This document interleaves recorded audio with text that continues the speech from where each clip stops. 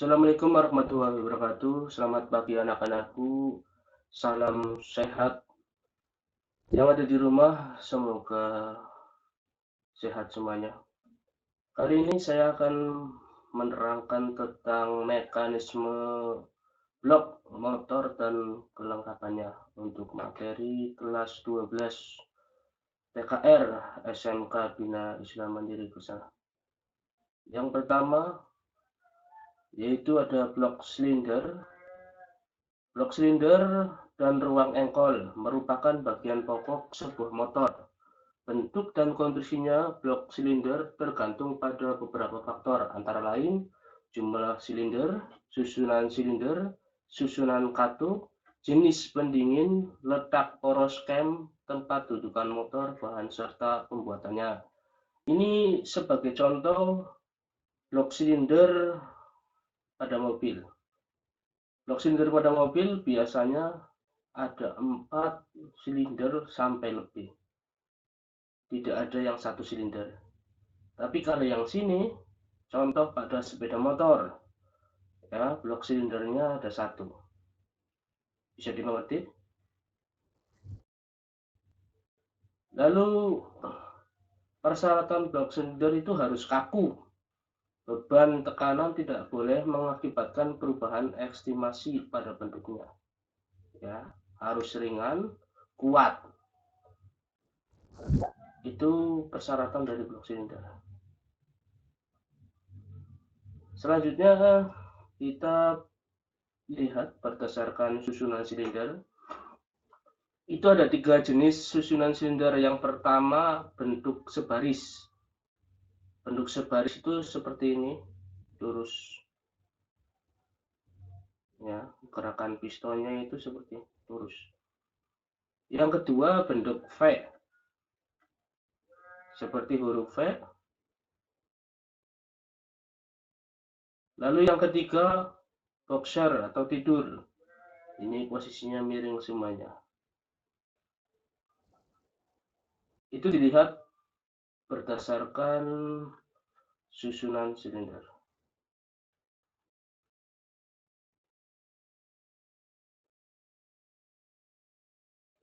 Lalu selanjutnya ada konstruksi blok silinder. Itu dibagi menjadi 3. Yang pertama blok silinder utuh.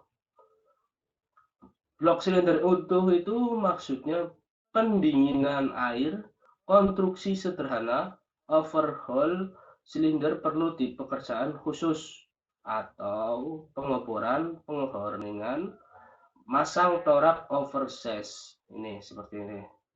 Jadi ini langsung gabung ke bawah ya. Blok silindernya itu langsung gabung. Yang kedua ada blok silinder terbagi. Blok silinder terbagi pendinginan udara dan air silinder dan torak yang aus dapat diganti tanpa peralatan khusus. Perlu ketelitian khusus saat perbaikan atau overhaul. Pada blok silinder terbagi sistem pendinginnya air. Ini seperti ini. Jadi bloknya itu misah dengan crankshaft, crankcase maksudnya. Ya. Lalu yang ketiga blok tunggal. Lubang bor sebagai silinder. Sifat-sifatnya konstruksi kuat dan sederhana, bahan sama untuk blok dan silinder. Paling umumnya pada motor mobil, boring liner jadi satu dengan blok. Posisi boringnya sini itu nyatu dengan blok silinder. Ya, ketika pengeboran itu sudah termasuk ke boringnya. Boring maksudnya. Paham ya?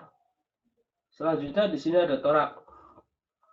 Torak biasa kita sebut piston. Ada yang menyebutkan sehar. Itu ada fungsinya. Yang pertama menghisap kompresi gas baru dan membuang gas bekas. Ini piston.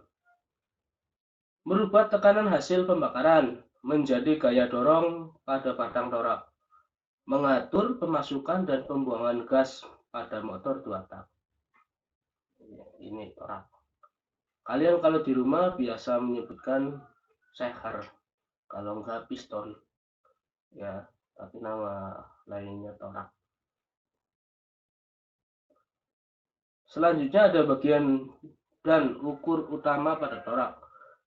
Ini bagiannya. Yang pertama puncak torak paling atas, namanya puncak torak. Yang kedua bidang api, ya, bidang api sini paling atas. Lalu bidang cincin, cincin itu ringnya. Ini. Yang keempat bidang torak. Diameter torak diukur melintang terhadap pena. Ini kalau mengukur diameternya di sini. Lalu sebelah sini TK, tinggi kompresi. Kalau yang DP itu diameter mata pena. Paham ya? Selanjutnya di sini ada contoh gerakan piston. Ya, diamati gambarnya. Yang pertama ini langkahnya ke bawah, lalu ke atas, ke bawah lagi, ke atas lagi, ke bawah lagi, ke atas lagi, ke bawah lagi, ke atas lagi. Ini maksudnya apa? Ini harus tahu maksudnya ya. Di sini ada langkah hisap, lalu ke atas kompresi, ke bawah usaha, lalu yang ke atas lagi buang. Ada 4 langkah. Ini contohnya pada 4 step. Ya, dia mati. Sebelah sini hisap, kompresi, usaha, lalu buang. Seperti itu. Bisa dipahami? Selanjutnya ada penggolongan mesin. Penggolongan mesin memiliki piston stroke lebih besar dari silinder bor, dinamakan long stroke. Ya, pistonnya itu lebih besar dari silinder long stroke. Lalu mesin yang memiliki piston stroke lebih kecil dari silinder bor dinamakan over square engine. Yang ketiga, mesin memiliki piston stroke sama dengan silinder bor dinamakan square engine. Ya, ini penggolongan mesinnya. Lalu selanjutnya ada bor dan stroke. Kalian sering menyebutkan cc. Ukuran cc mesin ditentukan oleh silinder bor dan piston stroke. Ingat ya, cc itu bukan mentang-mentang besarnya piston ditambah 0,75, cc-nya naik 75. Bukan. Tapi hitungannya seperti ini. Ada lebarnya, ada tingginya. Itu dihitung. Untuk rumusnya nanti bisa menghubungi saya. Paham ya? Selanjutnya di sini ada gambar contoh yang sudah dijelaskan. Jadi ada kelengkapannya tadi. Yang pertama ada ring piston. Ya, ini ring piston sebelah sini. Nanti ada connecting rod. Ya, nama lainnya batang piston atau batang torak. Lalu di sini ada poros crankshaft. Lalu selanjutnya ada flywheel. Kita lihat contohnya seperti ini. Piston bergerak, ada connecting rod ya, atau batang torak. Lalu nempel dengan poros engkol, satunya flywheel. Paham ya? Flywheel ini diputarkan oleh starter. Yang pertama diputarkan oleh starter. Kalau sudah muter, mencukupi gerakan tadi, langkah hisap, kompresi, usaha. Setelah ada usaha itu ada usaha mendorong piston ke bawah. Ya, usaha mendorong piston ke bawah sehingga mesinnya jalan tanpa harus menggunakan starter lagi. Jadi udah mati otomatis. Kalau udah jalan, starternya harus mati. seperti itu. Paham semuanya? Selanjutnya, sekian dan terima kasih. Untuk pertemuan selanjutnya, perbaikan kepala silinder dan mekanisme kartu.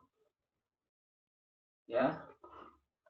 Untuk pertanyaan silakan ditanyakan di kolom komentar yang ada di YouTube. Paham ya? Jadi silakan tanya dengan baik di kolom komentar itu. Ya. Terima kasih, saya akhiri. Wassalamualaikum warahmatullahi wabarakatuh. Salam sehat.